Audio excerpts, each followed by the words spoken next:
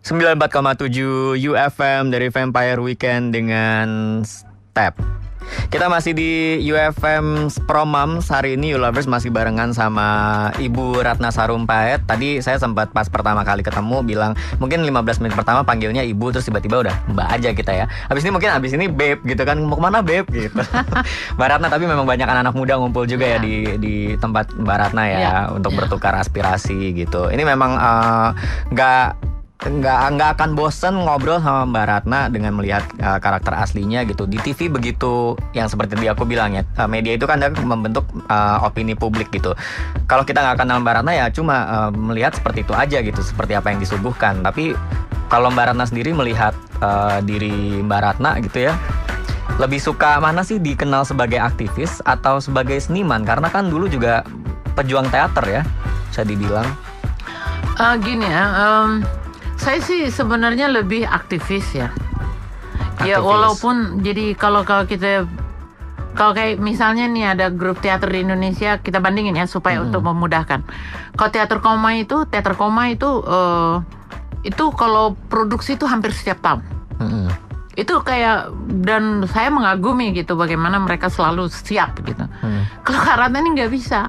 Saya itu bisa dalam kemarin aja yang terakhir 7 titik terang dengan sebelumnya Jamila, Pelacur dan Sang Presiden, itu jaraknya 7 tahun loh. Iya. Jadi artinya aku nggak akan melahirkan sebuah karya hanya karena aku harus melahirkan sebuah karya gitu. Saya karya yang lahir dari aku adalah dari perjalanan aku sebagai aktivis, dan semua karya yang saya tulis itu tentang bangsa ini, tentang persoalan rakyat rata-rata ya. Jadi mulai dari Marsina Nyanyian dari Bawah Tanah, Marsina Menggugat, Terpasung, Pesta Terakhir, Alia Lukas Rambi Mekah, terus Jamila dan Sang Presiden, itu semua tentang Indonesia, tentang kondisi rakyat, terutama tentang rakyat ya. Jadi tentang human right, apa yang Aceh sama Maluku sama apa yang Jamila dan Sang Presiden itu tentang apa ya, tentang perdagangan anak ya. Jadi aku nggak bisa gitu ujuk-ujuk berhayal terus bikin teater, nggak bisa. Jadi aku mengapresiasi talenta yang diberikan Tuhan kepada saya sebagai seniman. Karena bagaimanapun, walaupun karya saya tidak seperti orang lain yang setiap tahun bisa bikin produksi, tetapi saya pernah menjadi presiden penulis naskah drama perempuan sedunia ya. Jadi saya dihormati, karya-karya saya kayak Marsina Menggugat itu sudah masuk diterjemahkan ke 13, kalau nggak salah 13 atau 14 bahasa di dunia gitu ya. Hebat sekali, itu pertunjukan teater ya?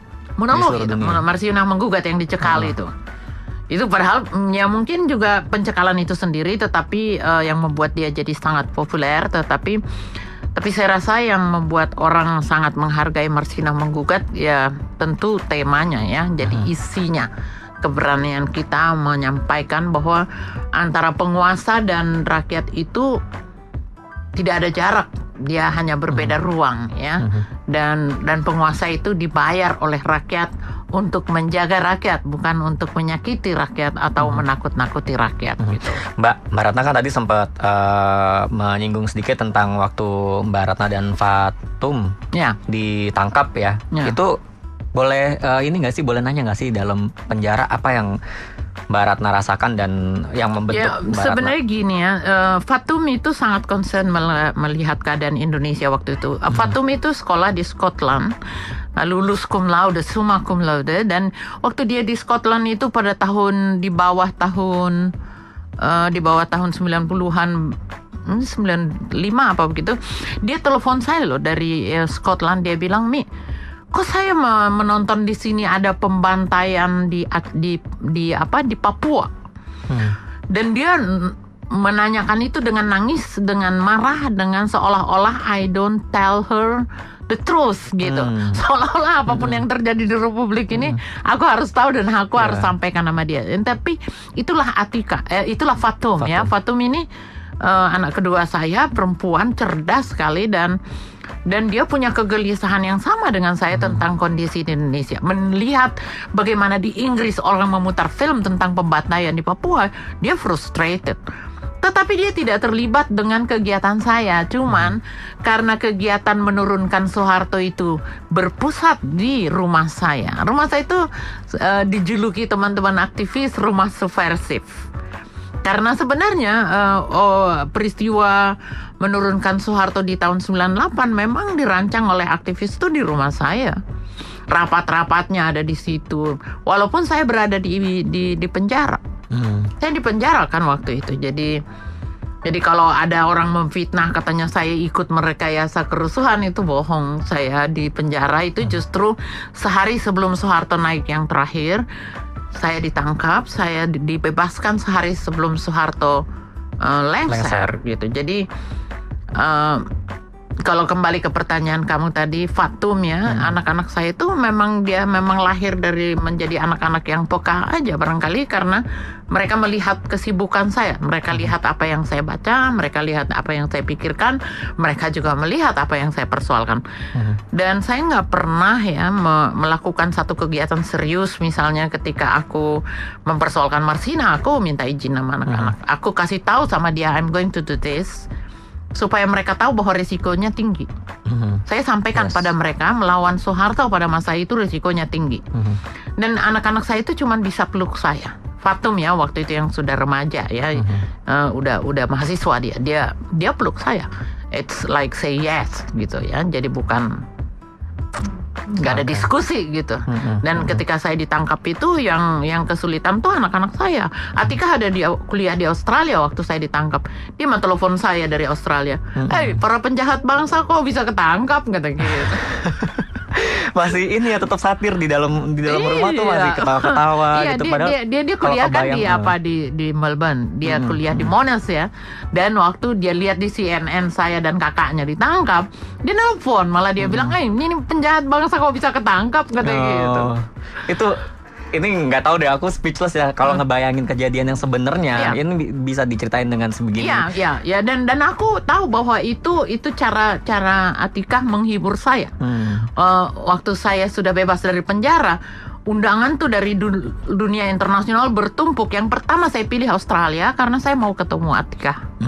Karena saya mau peluk dia, karena dia masih anak-anak yang menurut saya yang saya tahu pasti sedih banget mendengar ibunya berada di penjara. Wow, oke. Nah, waktu di penjara itu sendiri, Mbak Ratna, ini mungkin kan buat sebagian orang di penjara it's the end of the world ya, apalagi seorang perempuan ya, walaupun aktivis ya, memang udah dekat dengan resiko itu gitu ya. Tapi buat Mbak Ratna sendiri mungkin bisa menjadi sebuah CV kali ya, bahwa di penjara itu memperkaya hasanah Mbak Ratna juga ya. Iya, dan udah gitu lucu juga ya, waktu aku di Polda itu kan akan diperpanjang lagi gitu ya. Udah gitu saya tidurnya tuh dengan puluhan orang gitu, jadi berdempet-dempet kayak sarden gitu. Nah, saya nggak boleh nulis, nggak boleh ada alat tulis gitu ya. Jadi tapi saya pinjam aja apa pensil alis orang kayak apa kayak gitu ya. Membuat sebenarnya di penjara itu saya sebenarnya menyiapkan catatan-catatan yang kemudian melahirkan Alia Lukas Rambi Mekah. Ya, karena pada sebelum saya ditangkap itu saya sudah mendengar masukan banyak tentang pembantaian yang terjadi di Aceh, tentang konflik politik yang terjadi di Aceh. Dan kalau sampai sekarang saya seperti dalam tanda petik anti asing, itu sebenarnya dari kesadaran saya dari sejak awal gitu. Jadi bahkan dari zaman Soekarno kan, Soekarno sendiri mengingatkan kita untuk bagaimana kita harus menolak kapitalisme. Dan itu tersirat ya, tidak diberikan oleh Soekarno secara ansih begini loh ilmunya gitu. Tapi sebenarnya kalau kita menangkap pikiran-pikiran Soekarno, yang dia mau ajarkan kepada kita menjaga bangsa ini untuk tidak dijajah oleh asing. Dan itu sebab kalau ada teman-teman di Twitter ingin memahami kenapa saya menolak Jokowi, karena setahu saya, dan itu sudah rahasia umum, dia memang dibiayai asing. Jadi saya nggak bisa terima itu, karena aneh lah kalau orang seperti saya menerima hal seperti itu, sementara yang saya perjuangkan sekian lama adalah menolak dominasi asing karena itu akan menyengsarakan rakyat. Oke, iya. Jadi memang itu yang tadi di awal juga sempat Mbak Ratna sounding gitu ya, bahwa apapun yang tertuang aspirasi Mbak Ratna, baik itu dari sosial media dan sebagainya, itu ada ujung pangkalnya ya, ada akarnya di belakang kenapa itu terus dibangun ya. Ya bukan ya, itu persoalan bangsa ini, nggak semua orang mengerti dan saya tidak bisa memaksa semua orang mengerti. Kalau saat ini teman-teman di Twitter misalnya menganggap saya penjahat dengan ucapan-ucapan saya cuman berharap pada satu saat mereka setuju dengan saya. Atau jangan-jangan mereka nggak akan pernah setuju dengan saya karena mereka menikmati dan tidak peduli dengan rakyat kecil yang jumlahnya sangat mayoritas dan yang akan menjadi korban dari pilihan misalnya merelakan diri kita dikuasai oleh asing. Ya silahkan aja, tapi itu kan pilihan. Adalah hak saya memilih berdiri di pihak rakyat karena itu sudah saya lakukan. Saya tidak bicara rakyat asal ngomong rakyat. Saya tidak tahu apa latar belakang teman-teman di Twitter. Tapi kalau saya adalah orang yang turun. Ada terjadi kejadian di Mesuji, saya turun.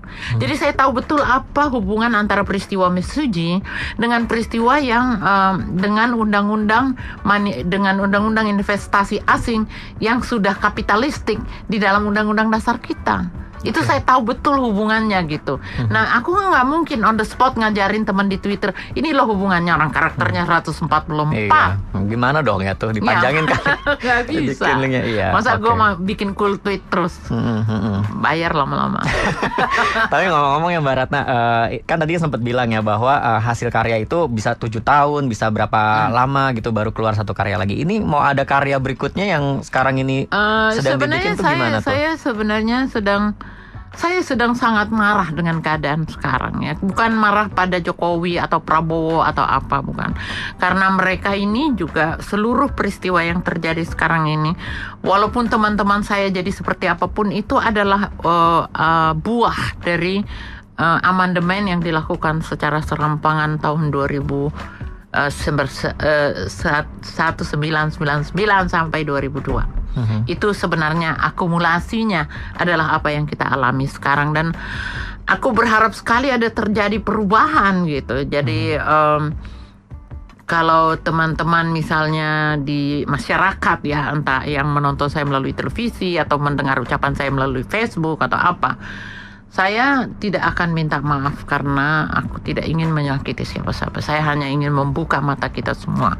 Kalau Anda merasa aku jahat gitu ya memang barangkali untuk mendengar apa yang kita tidak suka itu penting ya. Jangan kita selalu menginginkan hanya ingin mendengar apa yang kita mau dengar gitu. Oke. Dan artinya untuk di karya yang ini tadi ngomongin karya ya? Oke. Karya yang ini nih, yang bareng sama anak sendiri nih. Ya. Kan soalnya Atika juga pilih-pilih peran ya, sampai mau nih sama mamanya. Kalau ini sih aku sih lebih maksa ya. Tolong dong, harga anak nih sis gitu ya. Bukan harga teman, harga anak. No. Nggak mungkin aku begitu sama Atika, sebab saya di sini penulis baik screenplay, baik cerita sama sutradara ya. Jadi aku nggak, sebenarnya casting aku menentukan, tapi tidak hubungannya dengan angka ya. Itu urusan producer. Tetapi aku hanya sebenarnya kita harus akui juga langkahnya cerita yang baik sekarang. Karena juga penulis-penulis kelas Asrul Sani, Sumanjaya itu sebenarnya ada kekosongan. Jadi aku orang yang percaya bahwa apa yang aku buat ini bagus. Jadi ini karya based on story, true story. Ini cerita percintaan di antara kaum muda di Maluku. Kita banget tuh. Ya? Oh, di Maluku ya, bukan kita dong. Enggak, di Maluku. Ini jadi peristiwa, jadi ini a love story between anak-anak muda yang bertarung memperjuangkan damai di tengah konflik agama yang sebenarnya keterlibatan di mana orang tua antar mereka juga terlibat gitu. Oke. Ini sangat painful, tetapi juga sangat mendidik menurut saya supaya kita melihat wajah kita, wajah Indonesia dari peristiwa Maluku itu. Bagaimana menjaga perdamaian, bagaimana toleransi itu tidak hanya slogan. Itu harus bisa menjadi di pembuluh darah kita tuh dia udah mengalir, jadi nggak ngarang-ngarang gitu. Jadi whatever happen in front of you, kalau itu udah based on hak dasar seseorang, salah ya harus salah, apapun agama kamu. Aku agamanya Islam, tetapi kalau FPI atau siapapun yang mengatasnamakan Islam berbuat semena-mena dengan agama lain, aku akan marah. Aku orang yang akan berdiri paling dengan mengatakan don't do that. Atau lu cari negara lain aja. Jangan tinggal di Indonesia. Kenapa? Karena aku ingin mengajak kita semua menghormati Republik Indonesia ini nggak mungkin nggak tanpa campur tangan Tuhan. Oke. Ya kan? So we never ask kenapa kita harus jadi orang Indonesia. Tapi kita sudah jadi orang Indonesia dan ini berkah dari Allah. Ada kekayaan diberikan pada kita, ada keindahan diberikan nama kita. Nggak semua negara diberikan Tuhan keindahan seperti itu. Jadi kalau kita tidak mati-matian menjaga kekayaan itu demi kemaslahatan rakyat Indonesia atau keindahan itu demi kebanggaan kita sebagai rakyat Indonesia, itu kita dosa. Yes. Kapan rilisnya? Judulnya apa? Rilisnya kapan? Judulnya sampai sekarang masih. Jadi ini novel ya. Okay. Awalnya kan novel. Yeah. Dan novel ini sekarang lagi juga dalam persiapan terbit ulang oleh Mizan. Jadi dulu judul aslinya Maluku Kobaran Cintaku. Saya nggak tahu di filmnya akan masih begitu. Saya nggak tahu. Tapi sekarang kan judul kerjanya Maluku Kobaran Cintaku. Okay. Ada sedikit mengusulkan A Broken Paradise, tapi kalau menurut saya itu fatalistik. Jadi aku nggak begitu happy dengan judul itu. Jadi dan kita sekarang lagi melakukan fundraising dan insya Allah kita start syuting awal tahun depan. Oke, didoakan semoga cepat karena semoga investor datang. Karena ini bukan cuma it's not just that ya, tapi karena ini percintaan di tengah kerusuhan. Gimana tuh? Baru pengen bilang ini suara rakyat, ini percintaan di tengah kerusuhan. Oke, kita lihat bagaimana cintanya Mbak Ratna dengan Indonesia dari karya gitu ya. Yes. Jadi saya tidak hanya bisa berkeras-keras, saya juga mengerti cinta. Aduh, I wanna hug you deh. Oke, jadi you lovers ya, kalau lo cuma denger lewat radio ini, tenang aja karena kita akan akses di YouTube channelnya UFM 947 Spasi Jakarta, di mana lo akan bisa melihat bahwa sepanjang perjalanan ngobrol bareng Mbak Ratna tetap dengan berseri-seri, ketawa-ketawa, tapi mata tetap berbinar-binar ya. Dan ini kayaknya passion tetap berkobar-kobar ya. Itulah Mbak Ratna Sarumpait, ya kan. Makasih banget Mbak Ratna. Sama-sama. Ditunggu lagi untuk dikejutkan dengan pemikiran-pemikiran Mbak Ratna berikutnya. Tentunya rakyat Indonesia, tentunya pendengar kita juga, you lovers ya, yang notabene perempuan juga butuh orang-orang seperti Mbak Ratna untuk menjadi brainstorming mereka juga ya. Thank you Mbak Ratna. Kita ketemu lagi kapan-kapan. Thank you banget juga you lovers yang udah dengerin Yari dari jam 9 pagi di Promams. Kita akan ketemu lagi untuk bintang tamu hebat berikutnya sehebat Mbak Ratna Sarumpait. Alright, satu lagu terakhir dari gue. This one is John Legend with All of Me. UFM 94,7.